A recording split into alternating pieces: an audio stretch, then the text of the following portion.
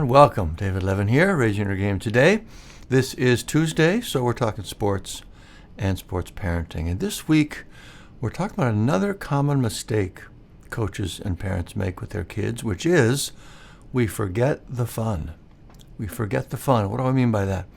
The kids we work with in the Sports Academy play different sports, different positions. They are different ages, 13 to 18 mostly. They live in different parts of the country and the world. Some are boys, some are girls. You get the picture. They're all over the map. But there's one thing they all have in common. None of them are having fun playing the sport they love. And I'm not exaggerating. None. Now, they love their sport during practice. Practice is fun. It's truly fun. And you can see it in their faces when they talk about it. They love it. But game day is not fun. It's stress and anxiety and worry and fear. And you can see that in their faces too.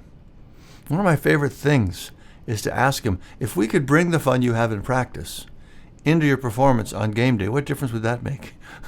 And you can just see that image sending a shock through their system. Oh my gosh, that would change everything.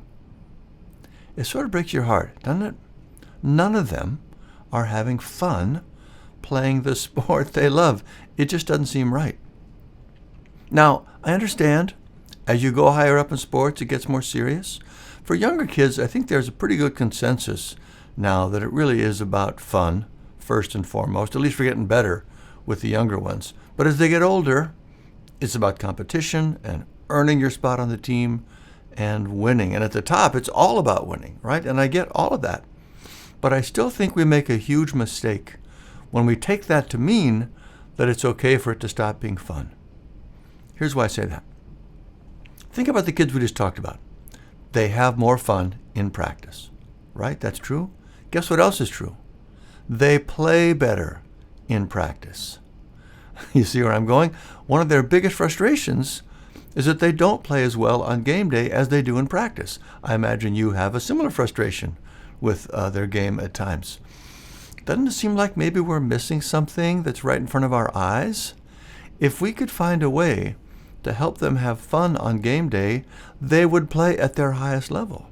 And again, that's not a theory. That's what's happening now. They play better when they're having fun. It's right there in front of us. That's why I say it's a mistake for it to be okay for things to stop being fun. Working to keep it fun might be the shortest path to improving their game. So how do we do that? How do we work to have it be more fun? Am I suggesting party hats and karaoke? I am not even a little bit. Here's another secret that's right in front of our eyes. Everyone I've ever said this to agrees with me that the key to peak performance is being fully focused and present in the moment rather than off in your head somewhere. Everyone understands that. But the part of that we forget or don't think to notice or mention is that being fully focused and present in the moment, especially during competition, is insanely fun. Maybe the most thrilling, fun, alive experience there is. My personal experience with this is mostly ping pong. Nothing too high skill or pressure there. But when you're in the middle of it and it's going so fast that you can't think about anything else, it's just the funnest thing ever. It really is. If you can think of a time in your life when you felt like that, just fully, thrillingly alive, that's likely what was going on. You were doing something, probably something active, that caused you to be completely in the moment.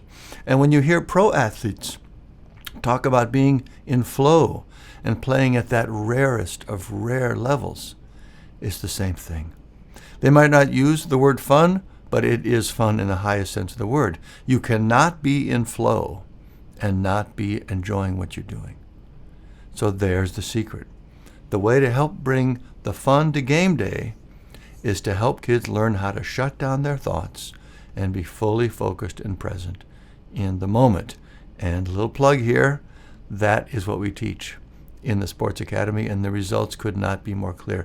I was just talking with a young man literally this week as we wrapped up his private coaching. And of the many great things he said, this one stood out. He said, I had a big tryout this past week, played like 8 hours over 2 days. I was exhausted, But I was able to stay in the moment the whole time, and it felt great. I played well. I had no regrets about my game afterward. I've never been able to say that before. And you could see and hear how truly happy he was about the whole experience. So I'm not saying that the goal or purpose of sports should be to have fun as they get older. No party hats, no karaoke. It really is about competition and winning, and that's great. What I'm saying is that the best way to help them play at their highest level so they're more likely to win is to help them find a way to have fun while they're doing it, to talk about that, to focus on it, to pay attention to whether they're having fun or not. A focus on fun is not childish, it's the opposite. It is super mastery level elite performance. We need to embrace it and use it to help us bring out the best in our players. If a kid can be in a place where they are genuinely enjoying themselves, they will also be playing at their highest level. Full stop. I hope that makes sense. This really strikes me as super important. It's a paradigm shift and a powerful opportunity to make a great change in how we help our kids raise their game. I'm starting to think this is the best thing we do for the kids we work with in the academy. We're helping them have fun again.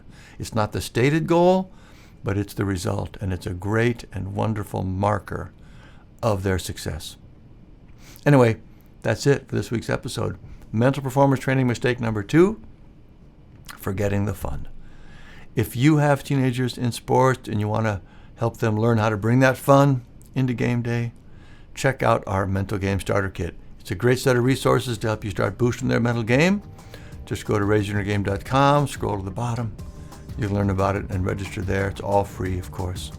If you like what you heard on today's show, please tell your friends and rate and review us on Apple Podcasts. Every review helps more people find the show and get the mental game boost they need. If you'd like to support the show so we can keep things ad-free, please click the Buy Me a Coffee link below, and thank you for that. If you're listening to the audio podcast and you like video, we post all our episodes on YouTube as well. There's a link to that in the show notes. And finally, we'll close, as usual, with Steve Prefontaine, the legendary long-distance runner, and his quote from the end of the Raise Your Inner Game book. To give anything less than your best is to sacrifice your gift. To give anything less than your best is to sacrifice your gift. That's what we're doing. We're going to be our best and help our kids be their best, both on the field and off. So keep up the good work, and we'll see you next time.